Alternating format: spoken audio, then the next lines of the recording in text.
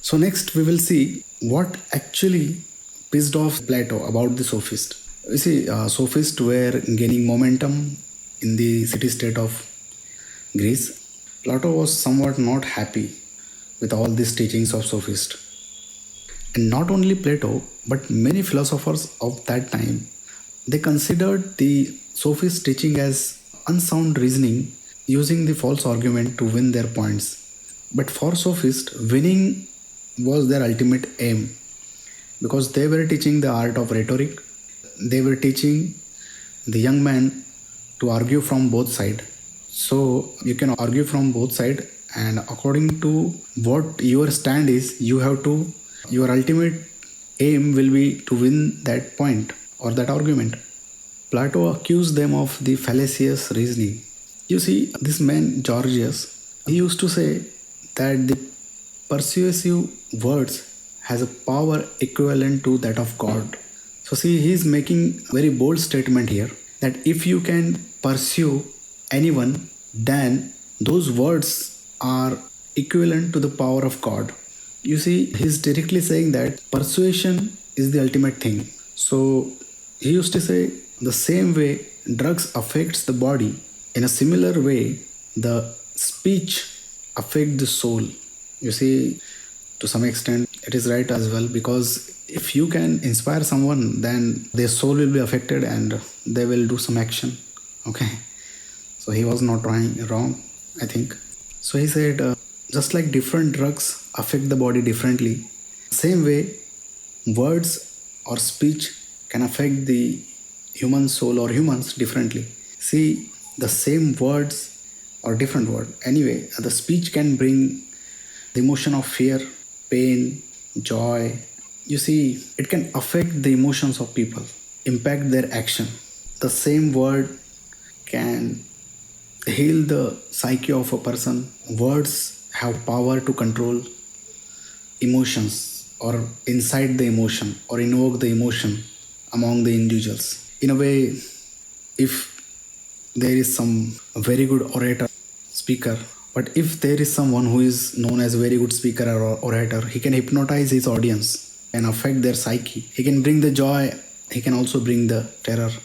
So see, all these conditions or this situation in the city state of the Athens affected the Plato. So he was not happy with this.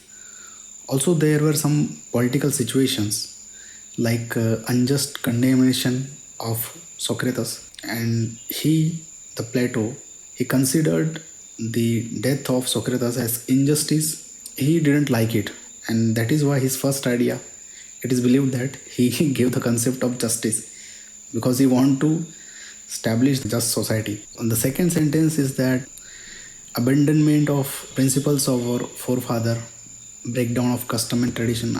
Now let us try to understand what was going on with Socrates and who was Socrates. So his life story in short. See, Socrates was a full citizen of the city-state of Athens.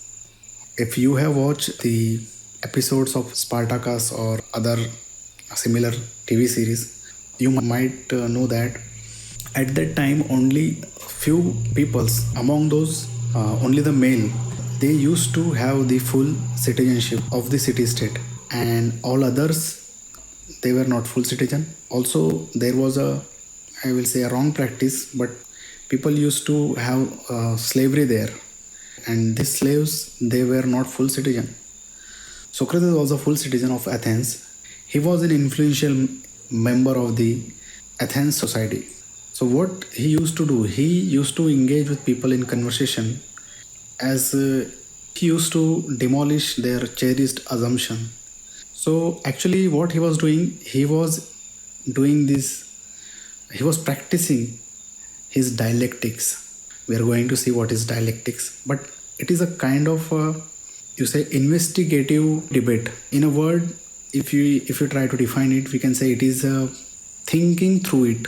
In the word of Plato or Socrates, it was like tethering of something. What it means is that first he used to ask what the justice is, and then some other people, they will, or you say he He used to find the fault in those ideas, then ask them again to come with new idea. So in this way, many different means they used to reach a common understanding about some concept, justice, beauty, and all this concept. They used to debate about it. They tried to reach further closer and closer to the core of the concept, and to define it more and more accurately. So one thing is very important about this guy Socrates is that he used to taught the people that excellence as the essential aim of the life and not money, fame, or honor. You see, it is in exact opposite to what the sophists were teaching. So for sophists, there was no morality, ethical conduct, but to Socrates, he was very much considered with the ethics and the subjects such as justice. So according to him, virtue is good, it is equivalent to knowledge, and he was one of the influential philosopher to refute the relativism of sophist. At the time, Athens was a direct democracy, though limited, but it was direct democracy. The full citizen of the Greek city-state, they used to come together and take decisions. If you have seen the TV series, just like Spartacus, they used to organize these battle arenas and all these things. When someone was getting killed in the whole stadium, the audience used to cheer, shout like they kill them, and very good, and all this kind of thing. So what happened? This guy Socrates, he didn't like that. So it is said that he vetoed the execution of number of generals. Generals means army guy or something. He was a supervisor of Athenian assembly court. He didn't like when someone was ordered to be executed. He advised or ordered not to do something. So whatever it is, we now know that he was a good guy. He didn't like much violence or something. That is why he didn't want anyone to be executed. Anyway, around 399, he was charged. Before Socrates, there were kind of established religion there. They used to believe in the god. If you have watched some Hollywood movies like Clash of Titans, or if you watched, I think Lucifer, but there were some Greek gods. I think the prime god was Zeus or something. All these gods, okay, I don't know much about them, but the society of that time used to believe in gods. The Socrates, he was found guilty by the council of Athenian citizens. Then he was condemned to death by poison. The Athenian citizens who voted by majority, they found him guilty. During the whole trial, Socrates, he did not admit any guilt, and he was defiant. So Socrates told all these Athenian people that they fear the truth. At that time, he urged all the Athenian citizens to live an examined life.